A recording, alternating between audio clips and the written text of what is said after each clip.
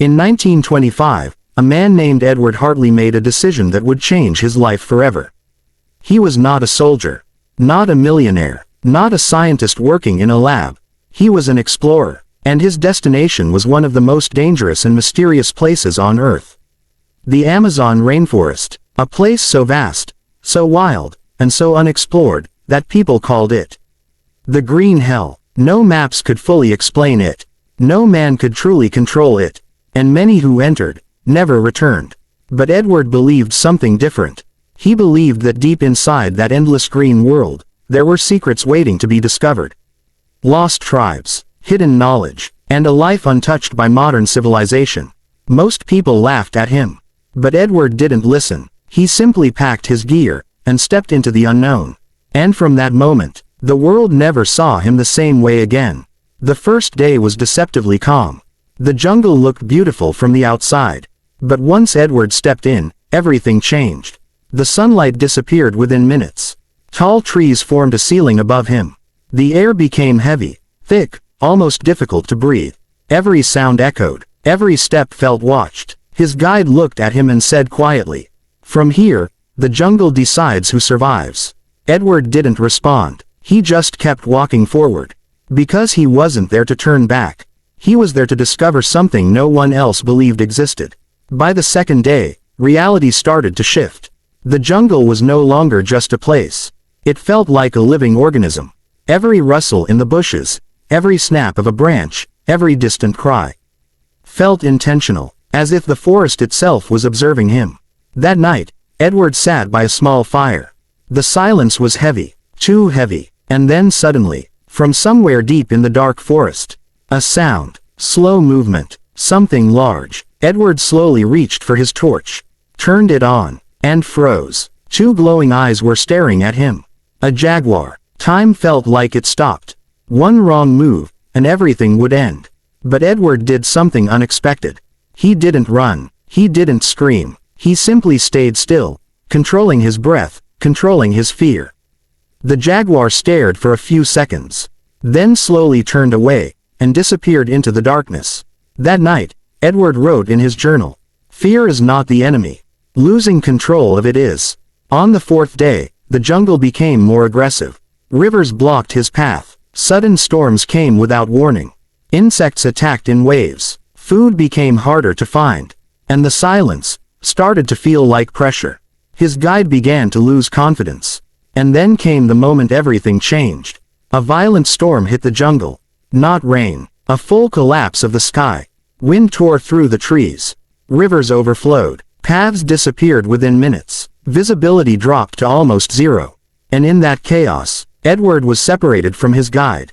He called out. No answer. Again. Nothing. From that moment, he was completely alone. No direction. No safety. Only survival. Days passed. Edward no longer counted time normally. The jungle had taken control of everything. His food was running out. His strength was fading. But something inside him refused to break. And then, on the 12th day, he saw something unusual. Stone markings. Not natural. Not random. Placed intentionally. He followed them, step by step, deeper into the forest, until the jungle began to open slightly. And then he saw it. A settlement, hidden between trees. Not modern. Not known. A living civilization inside the forest. This was something the world said did not exist.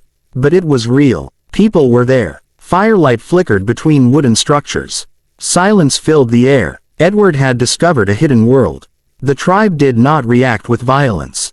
They did not attack him. They simply watched, quietly, carefully, as if deciding what he was.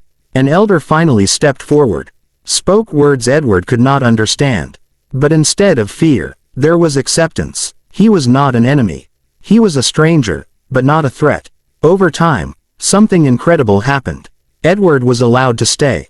Days turned into weeks. Weeks turned into understanding. He learned their survival, their respect for nature, their belief that the forest was not just land, but a living force. They had no machines, no cities like Machu Picchu.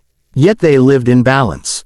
No greed, no rush, no destruction, just life, as it was meant to be. But time brought a decision.